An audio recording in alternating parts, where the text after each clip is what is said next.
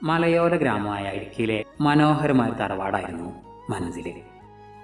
അവിടെയായിരുന്നു മുംതാസിന്റെ ലോകം. ഉപ്പയുടെയും ഉമ്മയുടെയും പ്രിയപുത്രി. വിവാഹപ്രായമെത്തിയ മുംതാസിന് വേണ്ടി വീട്ടുകാർ ആലോചനകൾ തുടങ്ങിയിരുന്നു. ഒടുവിൽ ദുബായിൽ ബിസിനസ്സുകാരനായ ആദിലിന്റെ ആലോചനകൾ വന്നപ്പോൾ എല്ലാവർക്കും സമ്മതം. സുന്ദരനും മാന്യനുമായ ആദിലിനെ കണ്ടപ്പോൾ മുംതാസിനും എതിരഭിപ്രായമൊന്നും ഉണ്ടായിരുന്നില്ല. കല്യാണത്തിനുള്ള ഒരുക്കങ്ങൾ തകൃതിയായി നടന്നു. വീട് പെയിൻ്റടിച്ചും ബന്ധുക്കളെ ക്ഷണിച്ചും മനസ്സിൽ വീട് ഒരു ആഘോഷ ലഹരിയായി. എന്നാൽ കല്യാണത്തിന് 10 ദിവസം ബാക്കിയുള്ളപ്പോഴാണ് മുംതാസിന്റെ ഫോണിലേക്ക് ആ അജ്ഞാത സന്ദേശം വന്നത്. ഈ കല്യാണം നടക്കില്ല മുംതാസ്, നിനക്കറിയാത്ത പലതും ആദിലിന്റെ പിന്നിലുണ്ട്, സൂക്ഷിക്കാമെന്ന്. ആദ്യം അവളത് തമാശയായി തള്ളിക്കളഞ്ഞു. പക്ഷേ പിന്നീട് വന്നത് ആദിൽ മറ്റൊരാളുമായി രഹസ്യമായി സംസാരിക്കുന്ന ഫോട്ടോകളായിരുന്നു. മുംതാസ് ആകെ തകർന്നുപോയി. ആരോടും പറയാൻ വയ്യാത്ത അവസ്ഥ. തന്റെ കുടുംബത്തിന്റെ അഭിമാനവും മാതാപിതാക്കളുടെ സന്തോഷം ഓർത്തപ്പോ അവള് മൗനം പാലിച്ചു. കല്യാണത്തിന് 2 ദിവസം മുമ്പ് ആദിൽ മുംതാസിനെ കാണാൻ വീട്ടിലെത്തി. അയാളുടെ പെരുമാറ്റത്തിൽ വലിയ മാറ്റമൊന്നുണ്ടായിരുന്നില്ല. പക്ഷേ ആദിൽ പോയതിനു ശേഷം അയാളുടെ ഒരു ഡയറി അബദ്ധത്തിൽ കാറിൽ നിന്ന് താഴെ വീണു. മുംതാസ് അത് കൈക്കലാക്കി. അതിലെഴുതിയിരുന്ന കാര്യങ്ങൾ അവളെ ഞെട്ടിച്ചു. ആദിൽ ഒരു പഴയ കേസുമായി ബന്ധപ്പെട്ട് ഒളിവിൽ കഴിയുന്ന ആളാണെന്നും ഈ വിവാഹം അയാളുടെ ഒരു മറ മാത്രമാണെന്നും അവൾക്ക് മനസ്സിലായി. മുംതാസ് തന്റെ ബുദ്ധി ഉപയോഗിക്കാൻ തീരുമാനിച്ചു. അവൾ ആദിലിന്റെ ശരിക്കുമുള്ള മുഖം വീട്ടുകാർക്ക് മുന്നിൽ വെളിപ്പെടുത്താൻ ഒരു പദ്ധതി തയ്യാറാക്കി. ഒരു വശത്ത് കല്യാണ വസ്ത്രങ്ങളും ആഭരണങ്ങളും ഒരുങ്ങുമ്പോൾ മറുഭാഗത്ത് മുംതാസ് ആദിലിന്റെ നേലുകൾ പിന്തുടരുകയായിരുന്നു. കല്യാണത്തിന്റെ തലേ ദിവസം രാത്രി മെഹന്തി ചടങ്ങ് നടക്കുമ്പോൾ മുംതാസ് രഹസ്യമായി ആദിലിന്റെ നാട്ടിലേക്ക് പോയി.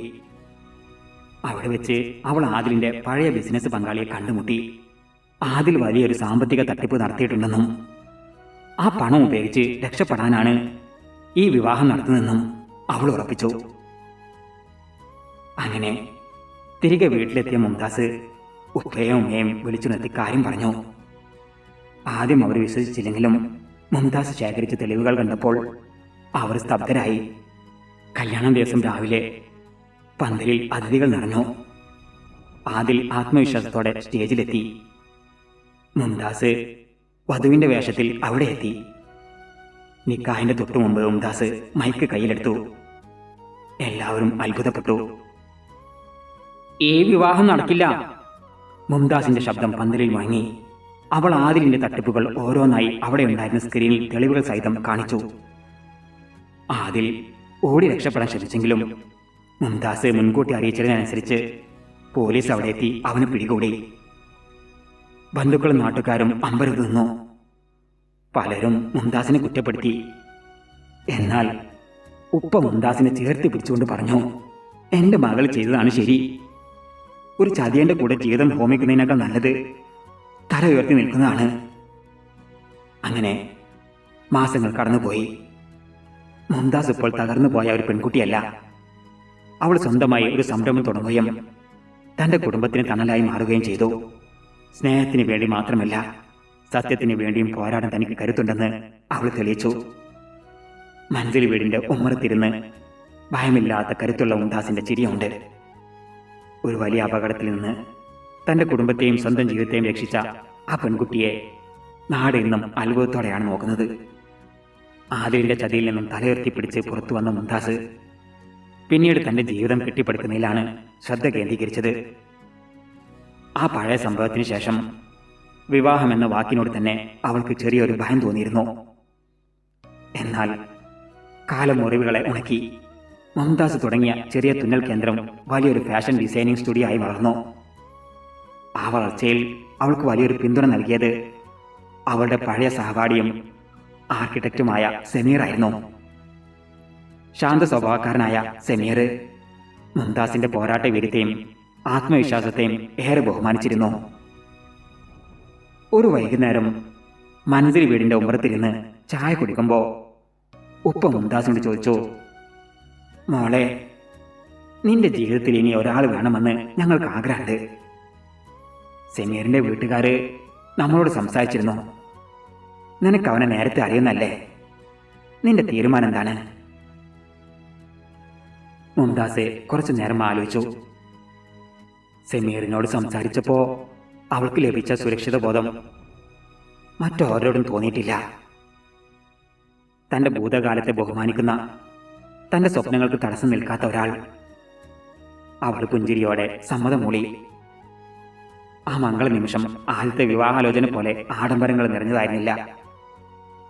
അടുത്ത ബന്ധുക്കളും സുഹൃത്തുക്കളും മാത്രം പങ്കെടുത്ത ലളിതമായൊരു വിവാഹ ചടങ്ങ്. മനസ്സിൽ വീട് വീണ്ടും അലങ്കരിക്കപ്പെട്ടു. പക്ഷേ ഇത്തവണ അവിടെ ഭയമോ സംശയമോ ഉണ്ടായിരുന്നില്ല. പകരം ശുദ്ധമായ സ്നേഹത്തിന്റെ തിളക്കം മാത്രമായിരുന്നു. മനോഹരമായ ഒരു പേസ്റ്റൽ കളർ സാരിയിൽ വധുവായി ഒരുങ്ങിയ മുംതാസ് സ്റ്റേജിലേക്ക് നടന്നു. വെള്ളക്കുർത്ത അണിഞ്ഞ സമീർ അവളെ നോക്കി പുഞ്ചിരിച്ചു. നിക്കാഹ് കഴിഞ്ഞ് മുംതാസിന്റെ അടുത്ത് വന്ന് മഹർ അണിയിക്കുമ്പോൾ മുംതാസിന്റെ കണ്ണുകളിൽ ചെറിയൊരു നനവുണ്ടായിരുന്നു. അത് സന്തോഷത്തിൻ്റെതായിരുന്നു. വിവാഹശേഷം സമീർ അവളുടെ കൈകൾ പിടിച്ച് പന്തലിൽ നിന്ന് പുറത്തേക്ക് നടന്നു. പണ്ട് ആദിലിന്റെ ചതിയിൽ തകർന്നു പോകുമെന്ന് കരുതിയ അതേ മുറ്റത്ത് ഇന്ന് അവൾ തൻ്റെ പുതിയ ജീവിത പങ്കാളിയോടൊപ്പം ആത്മവിശ്വാസത്തോടെ നിന്നു. കുടുംബത്തിൻ്റെ സ്നേഹവും സത്യസന്ധമായൊരു ഹൃദയം കൂട്ടിനുണ്ടെങ്കിൽ ഏതൊരു പ്രതിസന്ധിയെയും അതിജീവിക്കാമെന്ന് മുംതാസ് തെളിയിച്ചു. ഇരുളടഞ്ഞ ഒരു അധ്യായം അവസാനിക്കുകയും സ്നേഹത്തിൻ്റെയും സമാധാനത്തിൻ്റെയും പുതിയൊരു പ്രഭാതം അവളുടെ ജീവിതത്തിൽ ഉദിക്കുകയും ചെയ്തു.